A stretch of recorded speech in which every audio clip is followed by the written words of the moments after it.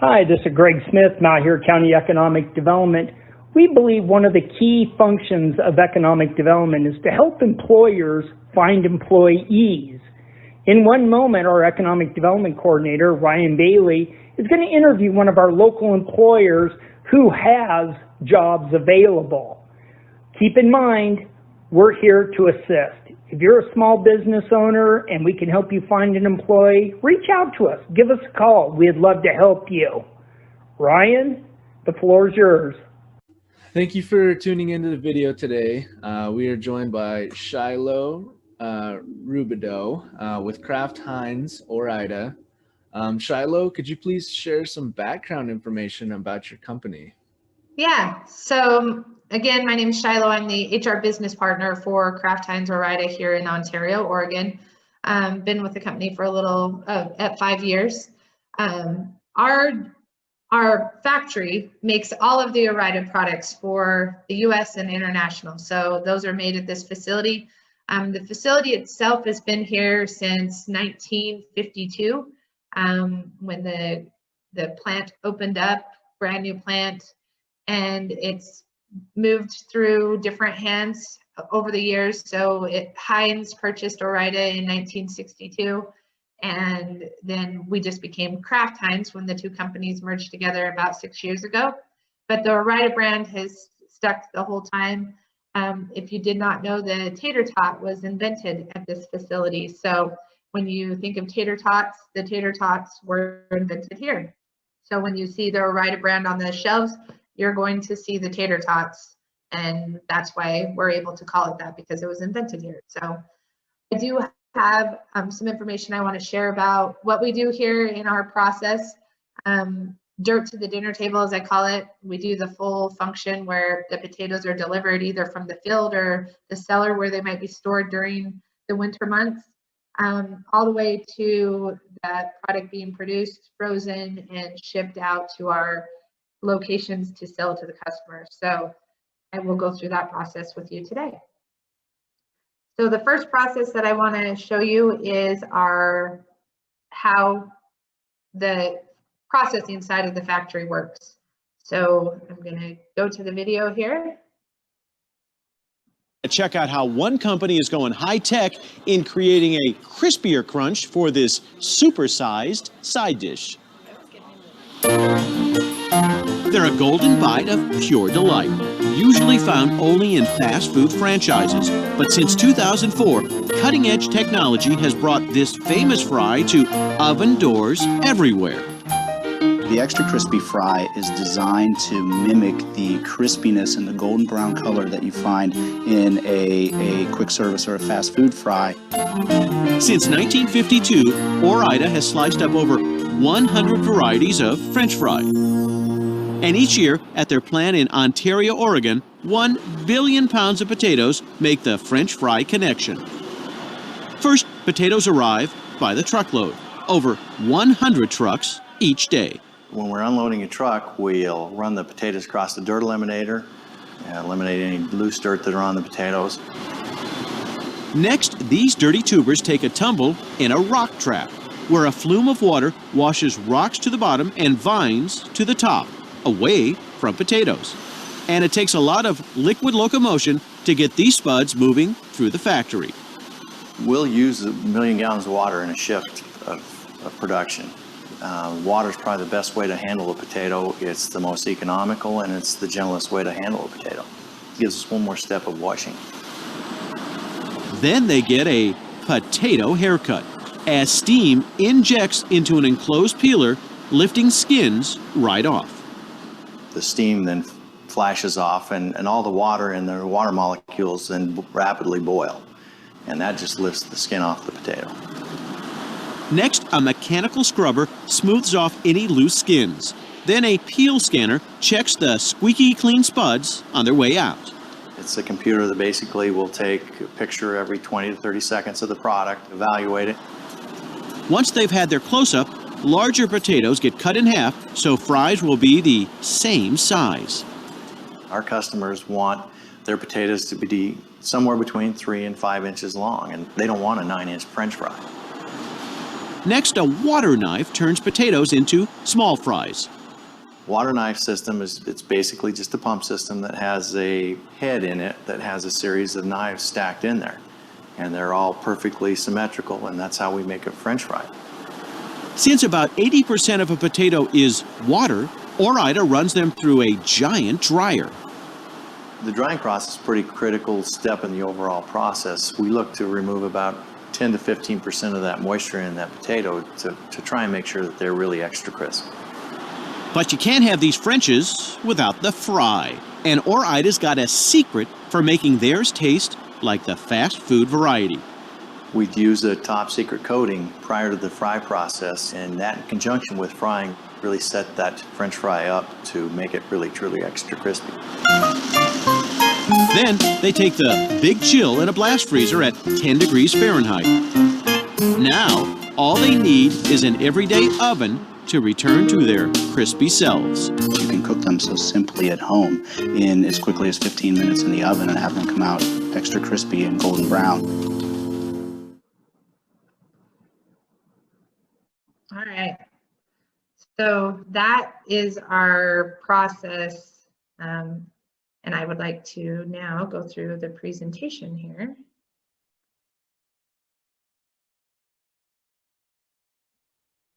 Okay. So just a little bit about our company and what we do. You saw in the video previous. Our facility is open 24/7, so our operation runs 24/7. Our headcount target is 720 employees to thoroughly run our process at the best of our ability. With that, we have 4 shifts to cover that process and making sure that we do that. You can see the map of our facility. So we have 237 acre site, and where the cars are located there, right there is where our factory is located and where we produce. We have 530,000 square feet of production space. And within that production space, we have 8 lines that we run product on to produce 167 different types of products. We're not, of course, running all of those at the same time, but we're able to run up to 167 different types of products of the Ore-Ida brand. Our product that we finish is per day 2 million pounds of finished product. When we're pushing through, as you heard on the video, 3 million pounds of potatoes each day through this facility over the 3-hour shift. So about 1 million pounds a day of potatoes or 1 million pounds a shift are going through the facility to produce that 2 million pounds of finished product.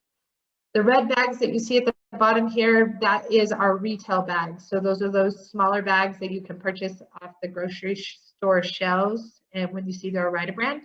And then we also have 30% of what we do is food service, which are those bigger bags that we provide to fast food restaurants or just regular restaurants that utilize what we make.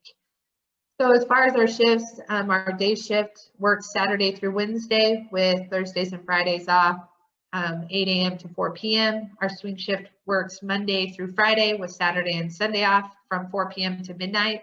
And our graveyard shift works 6 days a week, so you're guaranteed 8 hours of overtime every single week. Their day off is Tuesday, but they work midnight to 8 a.m. And then we have what's called the revolve shift, and they basically are covering everybody's days off. So they have Mondays and Wednesdays off, and they're covering that Tuesday night graveyard shift. And then they have Wednesday off, of course. And then Thursday, Friday, they're working day shift. And Saturday, Sunday, they're working swing shift. So this is our process from beginning to end, and you just saw the video, but just to talk through the positions that we have here in the factory. So if you start at number 1, which is our storage, that's where our storage and receiving, I should say, where our potatoes are coming into the facility off of the semi-truck. So when a semi-truck arrives at our location, those trucks are unloaded by our dock receivers. So we have a dock operator, a dock helper, and dock cleaning that are out on in that area. And then once they're unloaded, they go through as you saw the video, making sure that they're cleaning, sorting out the rocks and vines. Now they get distributed into our bin room where potatoes are separated based on sizing, based on grower, to make sure that we're not mixing different types of potatoes, because we want those products to be the same thing that we're putting in the bag. So our bin room attendant is doing that sorting in the bin room. And then it goes through the washing and sizing process, which is step 3 and 4. The peeler operators are keeping an eye on that. So step 5, we have our peeler A's, our peeler B's. And again, throughout all of this process, in the first 2 layers you see here, we have processing cleanup roles that work throughout all of the process.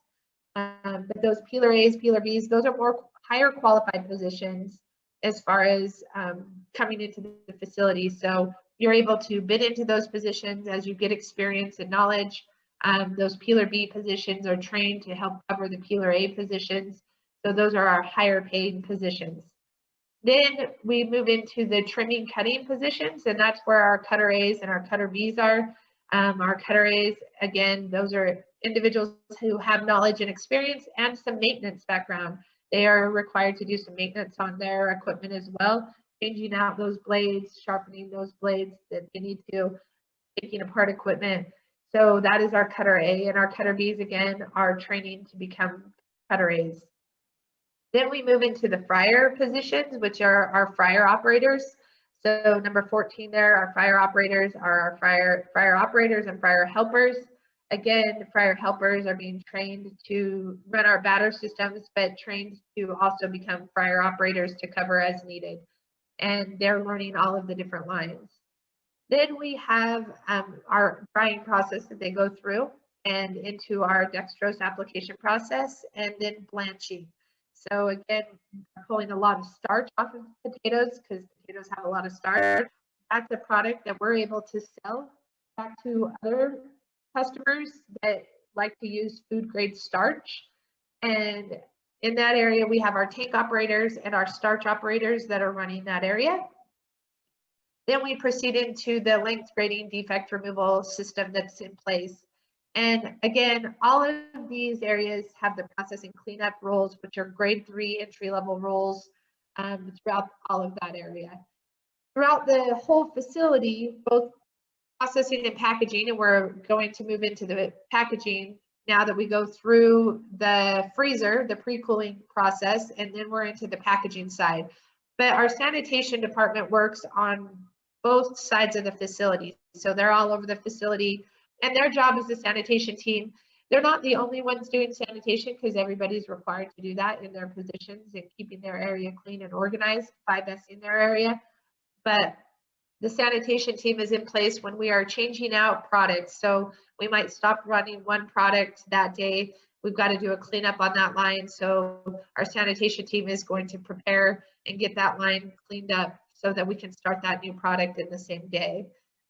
Then we also have a quality department. So again, throughout all of this process, both processing and packaging side of the facility, our quality department is taking samples.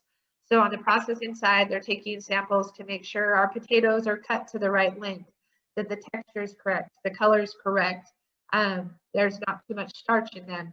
And then once we get to the freezer side or the packaging side of the facility, that's when we're making sure that it's the right temperature, that we don't have ice crystals that are forming in those bags.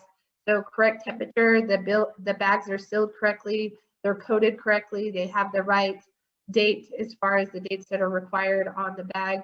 All of that's done by our quality department. So through the pre-cooling process, then we move into packaging like I talked about, and that's our packaging positions that we have here in the facility, which is our packaging line operator, our erector packer attendants, and then we have a packaging cleanup crew as well, those grade 3 entry-level roles on the packaging side. And throughout the facility, we also have forklift operators, we have maintenance, multi-skilled maintenance positions, electricians. All of those positions are required to help maintain our facility and move product and totes around. So then we we'll move into the next slide, which gives you a little bit more detail on some of the areas of the factory. So this is our bin room, where our bin room attendant is separating those potatoes, and these bins are very deep. So you can see that there's 2 separate bins here that you're looking at. Those could be 2 separate growers, or they could be 2 different sizes of potatoes based on what we're producing. Then this is our packaging equipment, and I'm going to go ahead and run this. This is what our erector packer runs. So you'll see the boxes on the left-hand side here. Those boxes are being built by this equipment. It's not something that somebody has to do manually.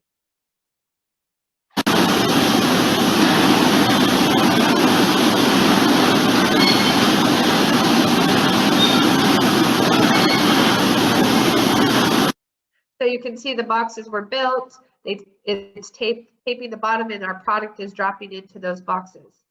So prior to that, we have where our packages are being formed, and that's what the line operator is running. So our packaging line operator is making sure it has the right film, it's being coated correctly, that the seal is correct on the bag, the product that's coming into that bag is coming in properly, it's got the right weight. All of that's being verified by the packaging line operator as well as the quality department.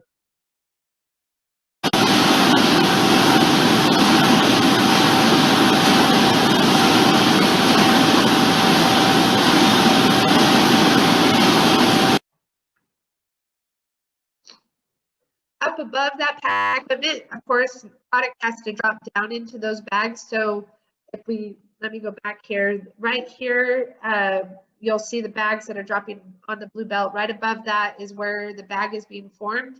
So behind that is just a great big roll of film that forms into a cone there, and then it's doing that still.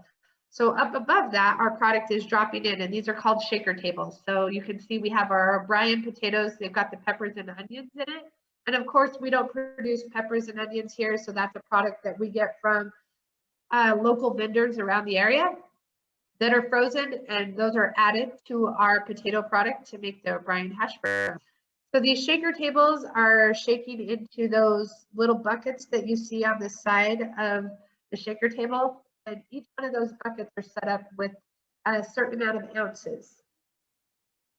So once that is filled to that certain amount, that's when it drops down into the bag.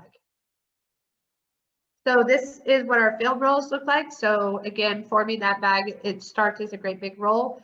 And we do have equipment that the packaging line operator uses to load this onto the film roll. So this is the last part of the packaging process on the packaging side, where the boxes are sealed up. And again, it's automated equipment. And then it climbs the ladder here on the left, and it goes on to the track that you see up above. So we'll watch that process.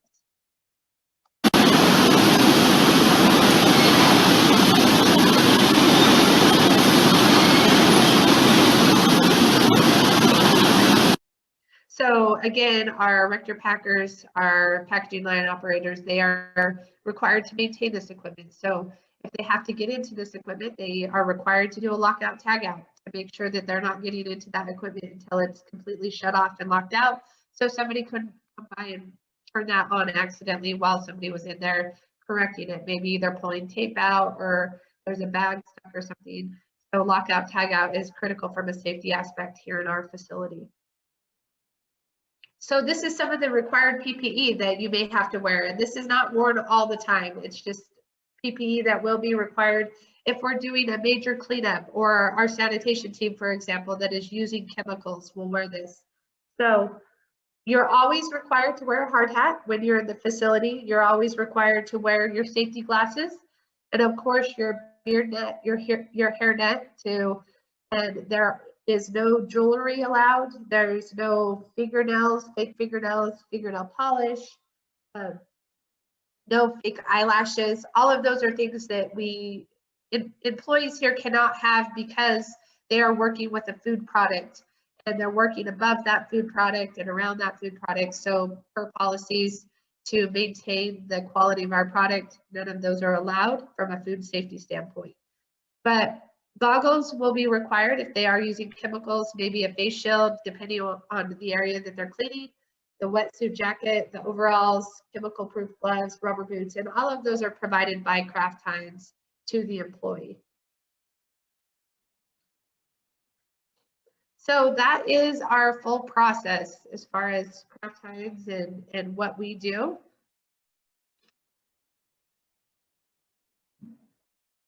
So some of the questions that I know need to be answered is, what is the hiring process look like for Kraft-Heinz and orientation and onboarding? So anytime we have applicants, and it's through the kraftheinz.com/careers is where you go to apply with Kraft-Heinz here in Ontario, Oregon, or any other Kraft-Heinz location throughout the US or internationally is done through that.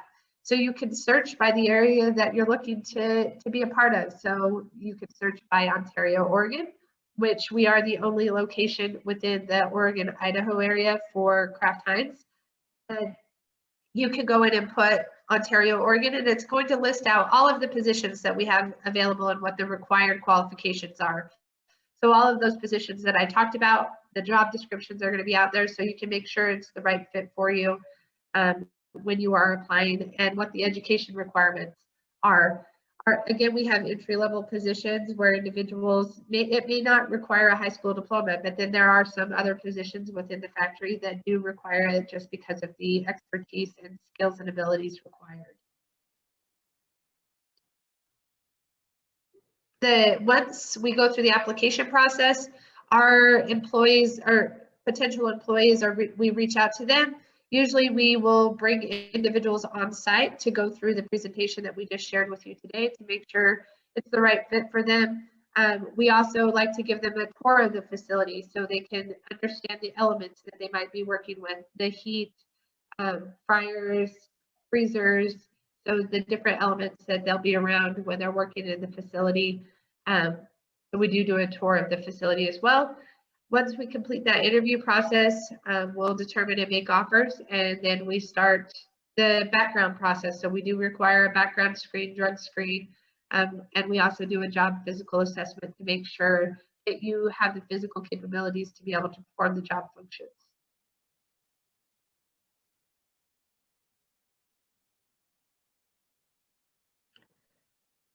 All right, Ryan, I think that is everything I have for you, unless there's any additional items that you want me to cover.